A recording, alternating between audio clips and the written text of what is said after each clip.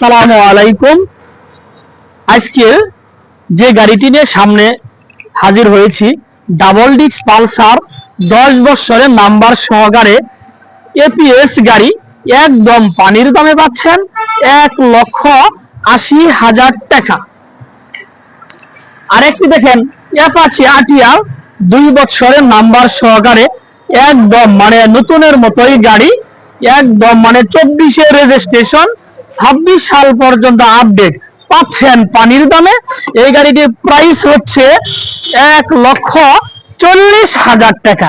তাহলে আজকে দুটি গাড়ি নিয়ে সামনে হাজির হয়েছি, দুইটি হচ্ছে হরিণের বাচ্চা।